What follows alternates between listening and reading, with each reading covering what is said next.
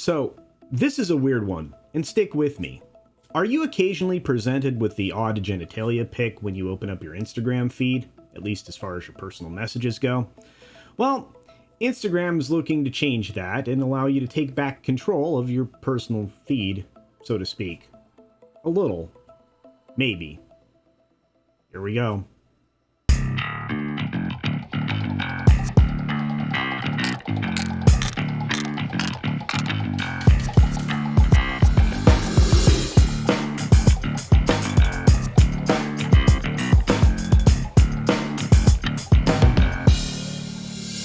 It was only a matter of time. People were outraged. There had to be a solution.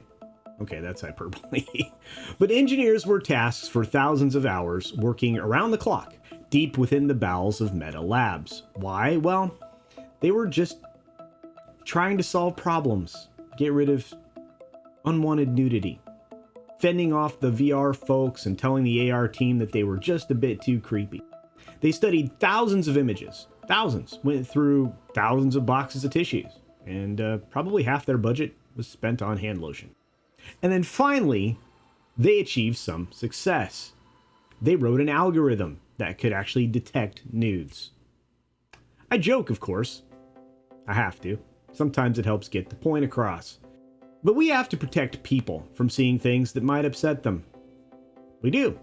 It seems that important people like Amber Heard receive unsolicited pictures all the time. In fact, during her recent legal battle, she was subjected to 125 separate images that may have been upsetting. I don't know. I don't know what her tastes are. Maybe they weren't. Apparently, this, and I quote, digital hate, is being tracked by what was reported as a nonprofit group. Strangely enough, they operate a .com site, which is not normal. Usually it's a .org. It's kind of confusing, actually, because nonprofits are trying not to make a profit, and they're funded in a weird way. But hey, I digress. They work with increasingly less important and increasingly less respected academics and practitioners in diverse fields, such as political science, behavioral psychology, neurology, the law, countering violent extremism, counter-terrorism, and child protection, to develop strategies to strengthen tolerance and democracy and counter strategies to new forms of hate and disinformation. Or so they claim. In fact, I just read you a paragraph that was their descriptor. As you would expect, they're an NGO, or supported by other NGOs, or are supported by other NGOs, full of the same people that you would expect that work at an NGO, with their funding coming from philanthropic trusts that are pushing the continually discredited list of the message topics. In fact, there's a recent link to their gobbledygook report posted on September 23rd in the description below. The Incelosphere is particularly enlightening as it cozies up to the crowd that tries to get a little too close to children. In fact, you can download this garbage if you want in the PDF form. Again, description down below. They actually do identify some harmful things, but that's actually the point. They nest some of the worst things, which everybody can agree on, among some legitimate, thoughtful criticism of particular behaviors, and then turn around and defend some of the most reprehensible human beings on the planet. They do that at the same time by telling a little bit of truth with a whole lot of mistruth. Interestingly enough, they tout a message of keeping children safe in promotion of the same folks that absolutely do the exact opposite upon further investigation. It's odd that Variety used this group as part of an article that they put together, but maybe I shouldn't be surprised. But I fear we've strayed far afield of our topic, which happens when you look into where these kind of pieces of information originate from. But it's key that we get back to that, at least the matter at hand. So if you think that I'm actually defending anybody's submission of their likely disappointing endowment to another person on the internet in an unsolicited way, you're dead wrong. If you think I haven't received unsolicited images from others in unclad states, you are also wrong. And I actually take exception to the Kinsey Institute's 2020 study that cited in this article saying nearly 50% of women have received an image of male genitalia. I think that's incredibly wrong. it's probably close to 80%, maybe more. But hey, a lot of times, young ladies will ask for things like that. Just ask the crowd out there. Here's another thing that may take many by surprise. I'm in favor of this type of tech. As long as no human is involved in this process, I could actually do with less stuff clogging my email, IMs, DMs, etc. That'd be kind of nice. First of all, when confronted by an unsolicited image in this way, I wonder what the motivation was here. Am I supposed to give it a review?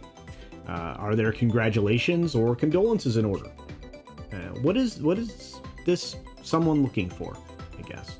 Maybe there are a few that could leave someone titillated. I don't know. But I assure you that's probably few and far between. Regardless, this puts Instagram out in front of something that Twitter clearly hasn't gotten the handle on yet. They can't detect nudity, which is why we see so many very disturbing images on Twitter. Maybe they should hire some of these engineers so that they can help limit some exploitation that's taking place on that platform. Some of the most vulnerable people, in particular children, I think that it's reprehensible that children and other vulnerable people are being exploited on these social media sites, and I really would appreciate something being done about it. While this is not what this technology or why this technology was primarily developed, perhaps it can be employed this way in the future. We can only hope. At least I know that Instagram is looking into it and is implementing it, and just like muting certain words, you will now be able to mute somebody's genitalia. Good luck with that. I hope it works out. But what do you think? Do you think that a situation like this that you might be confronted with could be blunted by a technology that actually can identify the fact that something is unclad in your face? I think so. Do you find yourself getting a lot of these images? I don't get a lot, but I can't say it hasn't happened. And is this something that you would turn on Instagram? Please let me know what you think of this topic and leave your thoughts below on the questions I just asked. Would certainly appreciate the conversation.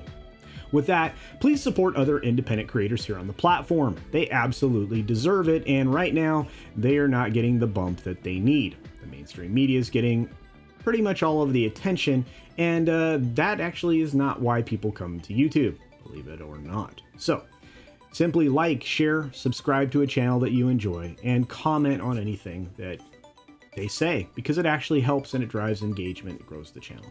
And with that, be sure to take care of yourself, take care of others, wash your hands, of course, because it's good hygiene. And until next time, bye.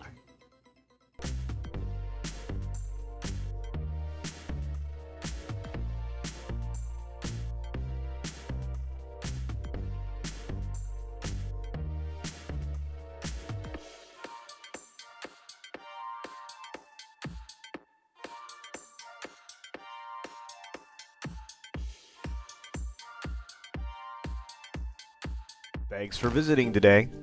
Be sure you're subscribed and hit that for alerts. Yay! Of course, like and share all of the videos that you can, as it helps with the algorithm. Have a great day.